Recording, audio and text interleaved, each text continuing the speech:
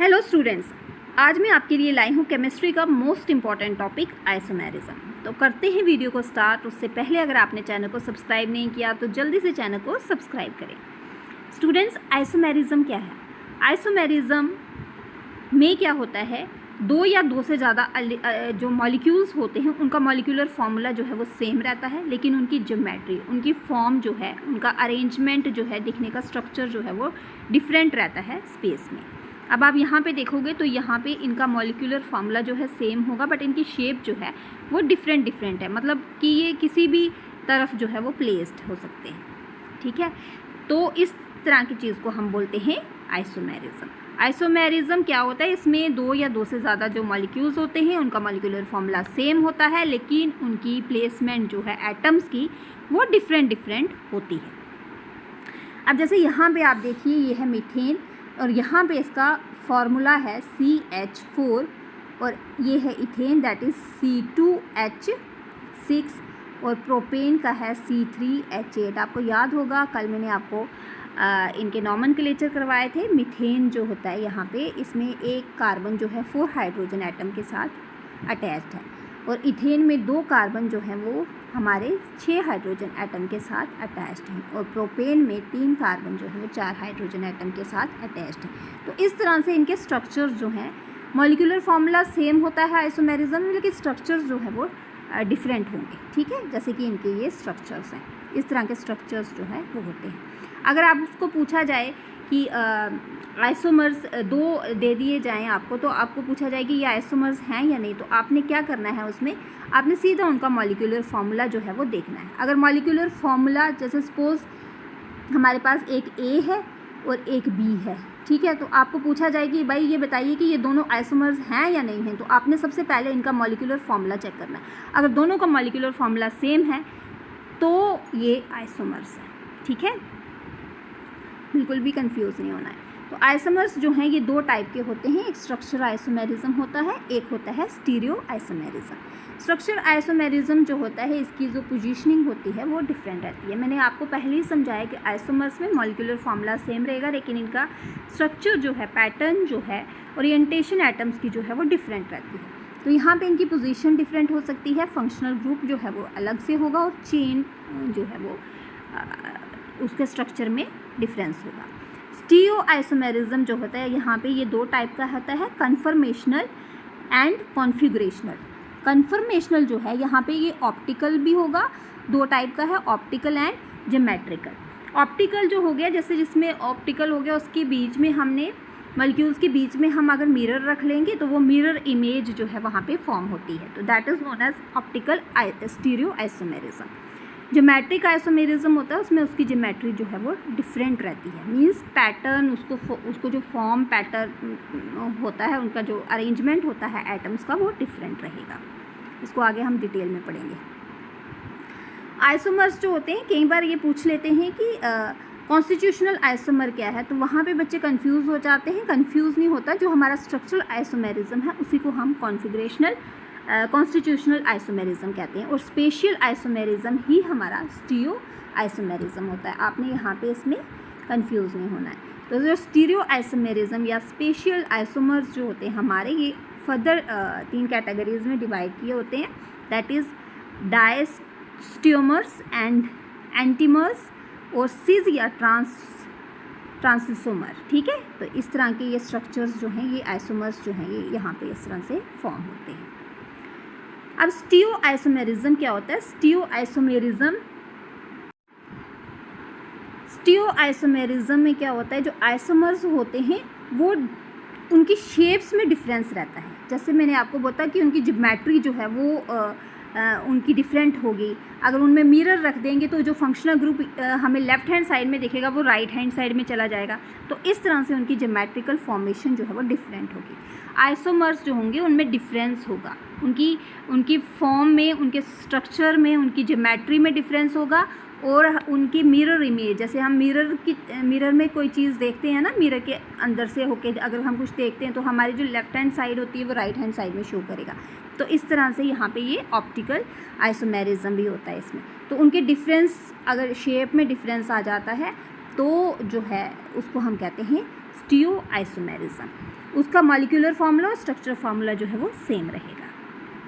अब geometrical isomerism क्या होता है, इसकी ज्योमेट्री में डिफरेंस होगा। बस आपने ये आइसोमर्स बिल्कुल इजी हैं, बिल्कुल कंफ्यूज नहीं होना, सिर्फ इतना याद रखना मॉलिक्यूलर फार्मूला सेम रहता है, ज्योमेट्री जो है उसकी डिफरेंस होगी। कोई भी टाइप आ जाए बस उसमें आपने यही याद रखना है कि इनका मॉलिक्यूलर फार्मूला सेम होता है। आइसोमर्स दो कब होंगे, मॉलिक्यूलर फार्मूला सेम होगा, मॉलिक्यूलर वेट भी उनका सेम होता है, बट उनकी ज्योमेट्री जो है वो डिफरेंट रहेगी। मीन्स उनका पैटर्न, उनका स्ट्रक्चर जो है वहाँ पे उसमें डिफरेंस होगा। That's all. अब यहाँ पे ज्योमेट्रिकल आइसोमेरिज्म जो है ये एक स्टीरियो आइसोमेरिज्म की ही एक टाइप है, और यहाँ पर ये फंक्शनल ग्रुप जो होता है उसकी ओरिएंटेशन बताता है कि भाई फंक्शनल ग्रुप कहाँ पे अटैच्ड है मॉलिक्यूल में।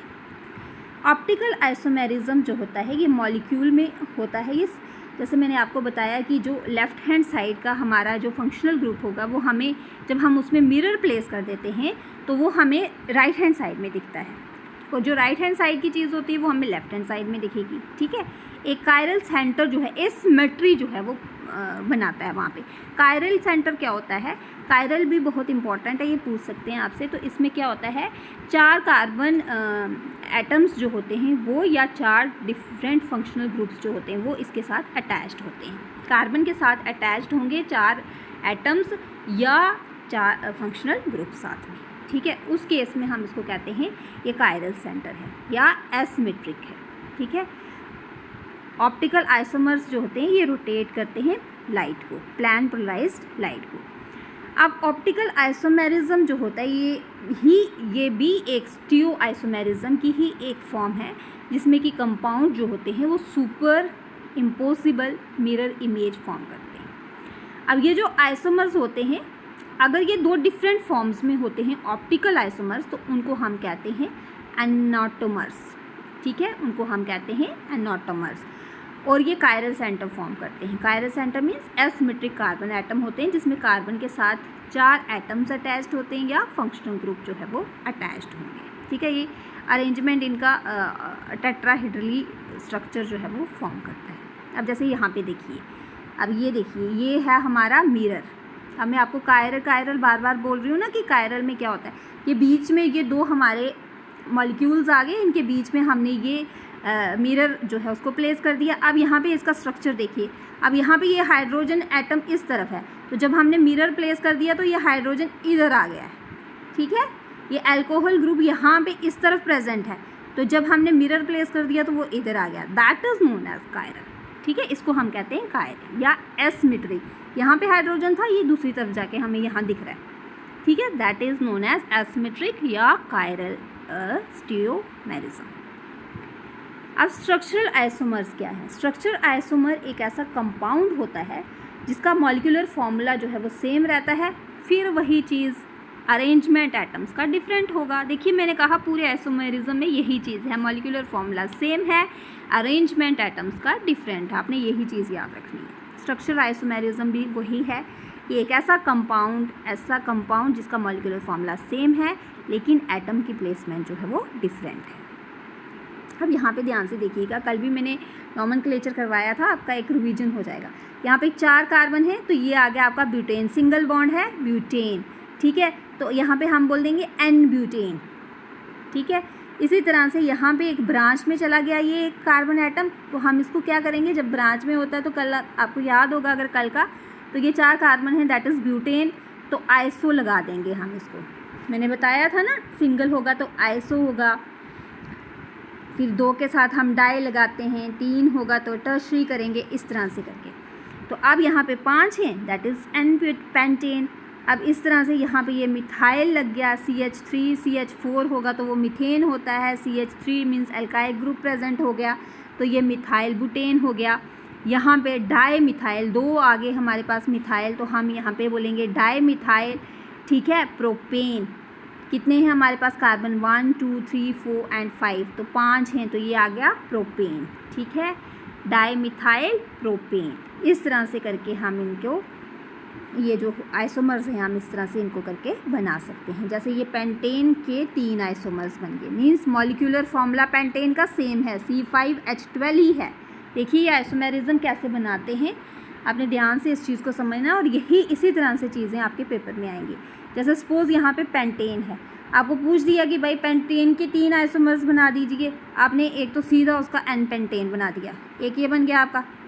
दूसरा आपने उसको एक को अल्काइल ग्रुप अटैच करके आपने यहाँ से हाइड्रोजन रिमूव किया, तो ये आपका आ गया di methyl 2 methyl butane. 1 2 3 numbering मैंने कहा था ना, कर लेना।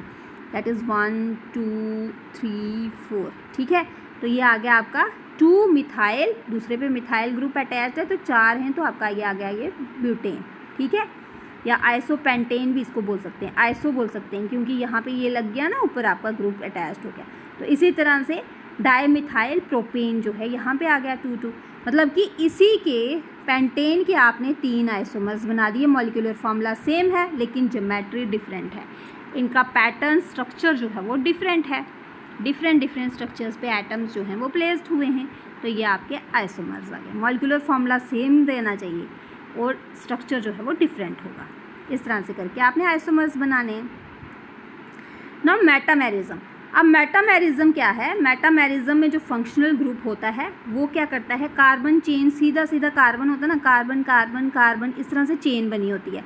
तो यहाँ पे मेटामेरिज्म में क्या होता है, जो फंक्शनल ग्रुप होता है वो उस चेन को ब्रेक कर देता है और ख़ुद बीच में आके बैठ जाता है। या अल्कोहल बैठ जाएगा या कीटोन बैठ जाएगा। कीटोन का होता है ओ, यहाँ पे कीटोन बैठ गया है ओ, तो बीच में वो प्लेस हो जाता है खुद, मीन्स उनकी कॉन्टीन्यूटी को वो ब्रेक कर देता है। कार्बन की कॉन्टीन्यूटी को ब्रेक करके बीच में फंक्शनल ग्रुप एडजस्ट हो जाता है, तो उस केस में हम उसको कहते हैं मेटामर्स। उस केस में हम कहेंगे मेटामर्स। जब वहाँ पे बीच में कार्बन के बीच में फंक्शनल ग्रुप अटैच्ड हो जाता है तो वहाँ पे उसको कहते हैं मेटामर्स। जैसे यहाँ पे ये आपके पास एग्जाम्पल है मिथॉक्सीप्रोपेन। मिथॉक्सीप्रोपेन की यहाँ पे कीटोन ग्रुप जो है वो एडजस्ट हो गया बीच में, ठीक है। इसी तरह से यहाँ पे ओ ग्रुप यहाँ पे बीच में फिर अटैच्ड हो गया, तो ये आपके आ गया इथॉक्सी इथेन। अब है सब्स्टिट्यूशन रिएक्शंस। अब ये रिएक्शंस जो हैं वो कितने टाइप की हैं। अब आ गया सब्स्टिट्यूशन। सब्स्टिट्यूशन में क्या होता है, एक एटम या एक से ज़्यादा एटम्स जो हैं उनको रिप्लेस करके दूसरे एटम या दूसरे ग्रुप ऑफ एटम्स के साथ उसको रिप्लेस किया जाता है, मीन्स उसको सब्स्टिट्यूट किया जाता है। जिस एक एटम को निकालेंगे तो उसकी जगह दूसरे को सब्स्टिट्यूट कर देंगे, ज़्यादा को निकालेंगे तो ज़्यादा को सब्स्टिट्यूट कर देंगे। That is known as substitution reaction. जिस चीज़ को हम निकाल रहे हैं उसको दूसरे के साथ ऐड कर देंगे, उसकी जगह दूसरा सब्स्टिट्यूट डाल देंगे। That is known as substitution reaction. अब जैसे यहाँ पे बेंजीन है, benzene plus chlorine, iron chloride की प्रेजेंस में ये इलेक्ट्रोफिलिक सब्स्टिट्यूशन हो रही है यहाँ पे, ठीक है। तो यहाँ पे ये देखिए, यहाँ पे ये कार्बन और हाइड्रोजन एटम होता है, यहाँ पे ये बेंजीन होता है C6H6, तो यहाँ पे हाइड्रोजन की जगह यहाँ पे क्लोरीन जो है वो उसको एडजस्ट कर दिया गया, तो ये बन गया आपका क्लोरोबेंजीन। याद होगा मैंने कल ही करवाया ये क्लोरोबेंजीन। तो हाइड्रोक्लोरिक एसिड जो है हमारा वो रिलीज़ हो गया। इसी तरह से साथ में आपका न्यूक्लियोफिलिक सब्स्टिट्यूशन यहाँ पे हो रहा है। सब्स्टिट्यूशन रिएक्शन में इलेक्ट्रोफिलिक होगा या न्यूक्लियोफिलिक होगा। इलेक्ट्रोफिलिक में हम उसमें ऐड कर देते हैं ग्रुप को, और न्यूक्लियोफिलिक में उसकी रिमूवल हो जाती है। अब यहाँ पे हम क्या कर रहे हैं, यहाँ पे हमारा OH ग्रुप जो है वो इसको यहाँ पे एडजस्ट कर रहे हैं हम यहाँ पे इसके साथ। तो ये OH यहाँ पे आ गया, सोडियम क्लोराइड जो है वो रिप्लेस होकर यहाँ पे सोडियम क्लोराइड बन गया, ठीक है। इलेक्ट्रोफिलिक सब्स्टिट्यूशन होगी और न्यूक्लियोफिलिक सब्स्टिट्यूशन होगी। इसमें जितना हम जो चीज़ ऐड करेंगे, जो चीज़ निकालेंगे, वही उसमें दूसरा ग्रुप जो है उसको ऐड कर देंगे। वही नहीं करेंगे, दूसरा ग्रुप उसकी जगह ऐड कर देंगे। और न्यूक्लियोफिलिक में भी ऐसे होगा, अगर किसी को कुछ निकालेंगे बीच में से तो फिर उसके दूसरा ग्रुप जो है उसमें ऐड कर देंगे। सब्स्टिट्यूशन हो गया, जो आपने निकाला है उसको दूसरे को उसके बीच में उसकी प्लेस जो है वो वहाँ पर देनी है। अब जैसे यहाँ पे ये बेंजीन है, हाइड्रोजन है यहाँ पे, तो ये नाइट्रिक एसिड और सल्फ्यूरिक एसिड की प्रेजेंस में रिएक्शन हो रही है, तो यहाँ पे आ गया आपका नाइट्रोबेंजीन। ये कल करवाया मैंने आपको। अब इसी तरह से एडिशन रिएक्शन। एडिशन रिएक्शन एक ऐसी रिएक्शन होती है जहाँ पे दो स्मॉलर मॉलिक्यूल्स जो हैं वो रिएक्ट करते हैं ताकि उनमें एक बड़ा मॉलिक्यूल जो है वो फॉर्म हो सके। दो छोटे छोटे मॉलिक्यूल्स जो हैं वो रिएक्ट करेंगे आपस में ताकि एक मॉलिक्यूल जो है वो बन जाए।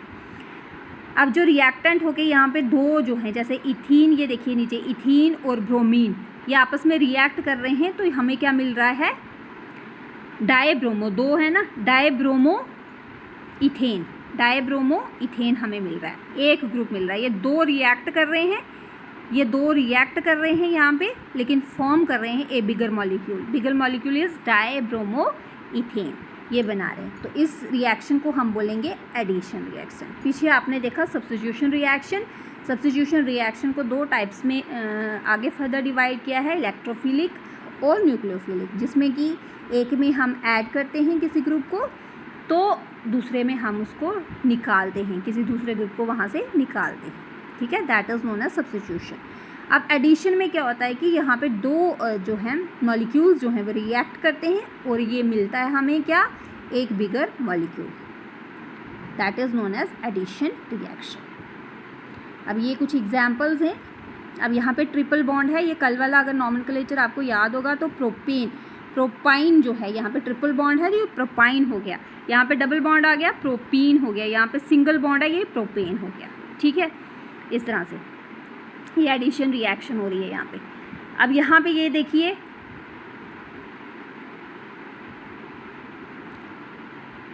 यहाँ पे आपका आ गया ब्रोमीन के साथ रिएक्शन होती है, इथेन की ब्रोमीन के साथ रिएक्शन हो रही है और ये आपको मिलता है dibromo, dibromo ethane, dibromo ethane.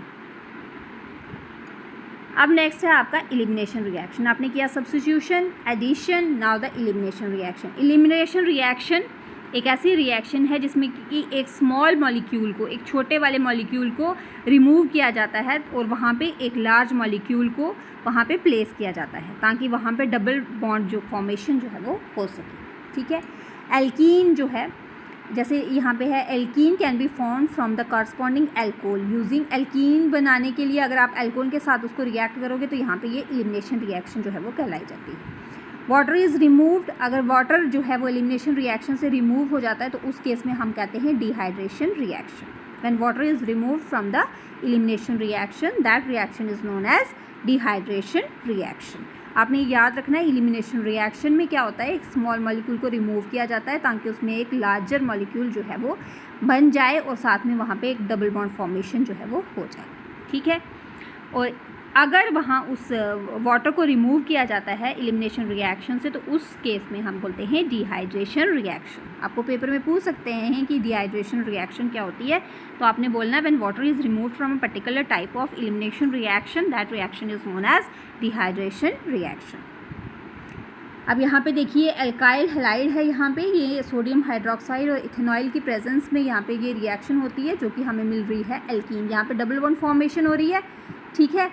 तो यहाँ पे डबल बॉन्ड फॉर्मेशन जब होगी तो ये हमारा बन जाएगा आपका कौन सा रिएक्शन, एलिमिनेशन रिएक्शन, ठीक है। यहाँ पे एलिमिनेशन रिएक्शन होगी।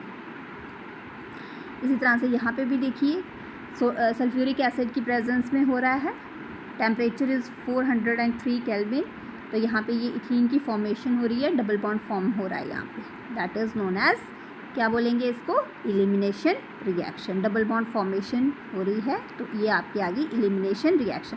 अगर आपको रिएक्शन दी जाएगी, आपको वहाँ पे हो सकता है चूज़ करने के लिए बोला जाए कि आप बताइए कि यहाँ पे ये, जैसे सपोज ये रिएक्शन दी गई है तो आपको पता करना है कि ये कौन सी रिएक्शन यहाँ पे हो रही है, तो आपने डबल बॉन्ड देखा, फटाफट से बोल देना ये एलिमिनेशन रिएक्शन, ठीक है स्टूडेंट्स। बिल्कुल ईजी है, इसमें कुछ भी कोई रॉकेट साइंस नहीं है, सिर्फ याद रखना है फंक्शनल मॉलिक्यूलर फार्मूला सेम रहता है, मॉलिक्यूलर ग्रुप जो है वो सेम होगा और साथ में उसका स्ट्रक्चर जो है वो डिफरेंट होगा आइसोमेरिज्म में। आइसोमर्स में दो आइसोमर्स होंगे तो उनका मॉलिक्यूलर फार्मूला जो है वो सेम रहेगा, लेकिन स्ट्रक्चर पैटर्न जो है सबका डिफरेंट रहता है। तो ये क्विक रिकैप है, जितना हमने पीछे पढ़ा है वही उसी का है, ये एक छोटा जिस्ट दिया हुआ है ताकि आप इसको अच्छे से पढ़ सको। रिएक्शंस कितने टाइप की होती है, सब्स्टिट्यूशन, एलिमिनेशन, एडिशन रिएक्शन जो हमने की है ये इसके बारे में। ऑर्गेनिक ग्रुप जो होते हैं एलिफैटिक होते हैं, होमोसाइक्लिक होते हैं, जिसमें क्लोज भी हैं ओपन भी हैं। आपने देखा ना बेंजीन जैसे वो क्लोज स्ट्रक्चर फॉर्मूला था, और ओपन चेन में आपने मीथेन जैसे देखा, इस तरह से। तो होमोलोगस सीरीज़ आईपेक नेम जो है ये आपने कल किया। उसके बाद सब्स्टिट्यूशन एलिमिनेशन रिएक्शंस हमने पढ़ी हैं। होमोलिटिक फिजन जो होता है ये कोवलेंट बॉन्ड में होता है, जिसमें कि फ्री रेडिकल्स जो हैं वो निकल जाते हैं और वहाँ पे शेयर्ड इलेक्ट्रॉन के साथ वो उसको शेयर करता है। हेट्रोलिटिक फिजन होती है जिसमें कोवलेंट बॉन्ड जो है वो प्रोड्यूस करता है। कोवलेंट बॉन्ड जो होता है डबल बॉन्ड, ठीक है, ये होता है। और इसमें क्योंकि एटम्स जो हैं वो शेयर्ड इलेक्ट्रॉन्स को वहाँ से निकल जाते हैं। इलेक्ट्रोफाइल्स होते हैं जो कि पॉजिटिवली चार्ज आयंस होते हैं, और न्यूक्लियोफिलिक होता है नेगेटिवली चार्ज्ड आयंस और electron, negatively charge electrons. Electrophiles होते हैं पॉजिटिवली चार्ज इलेक्ट्रॉन्स, और न्यूक्लियोफाइल होते हैं नेगेटिवली चार्ज्ड। अब बेंजीन का आपको पता है सब्स्टिट्यूशन रिएक्शन होती है, इसकी एरोमेटिक होती है क्योंकि अरोमा प्रोड्यूस होता है इसमें से। फंक्शनल ग्रुप, कोई भी एक एटम या ग्रुप जो होता है उसकी स्पेसिफिक प्रॉपर्टीज़ होती हैं उस कंपाउंड में। फंक्शनल ग्रुप जैसे मैं बता रही थी ना आपको, O लगा, कीटोन लगा, OH लगा, अल्कोहल ग्रुप लगा, तो ये फंक्शनल ग्रुप होते हैं। आइसोमर्स होते हैं जिनका सेम मॉलिक्यूलर फॉर्मूला रहता है लेकिन स्ट्रक्चर जो है वो डिफरेंट होगा। आइसोमेरिज्म्स में स्ट्रक्चरल आइसोमेरिज्म होता है और स्टीरियो आइसोमेरिज्म होता है, ये इसकी दो फॉर्म्स होती हैं। कार्बन जो है 4 डिफरेंट एटम्स के साथ अरेंज होगा या उसके डिफरेंट फंक्शनल ग्रुप्स होंगे, तो वो कायरल एटम या उसको हम एसिमेट्रिक कार्बन एटम जो है वो बोलते हैं। Non super imposable image form होती है आइसोमर्स में, उनको कहते हैं हम एनाटोमर्स। ऑप्टिकली एक्टिव एंड रोटेट करता है जो प्लान पोलराइज लाइट को अपोजिट डायरेक्शन में, एनाटोमर्स। तो स्टूडेंट्स ये थे अबाउट आइसोमेरिज्म। आई होप कि आपको वीडियो अच्छी लगी है। वीडियो अच्छी लगी है तो चैनल को लाइक, कमेंट, शेयर और सब्सक्राइब करना मत भूलें। Thanks for watching.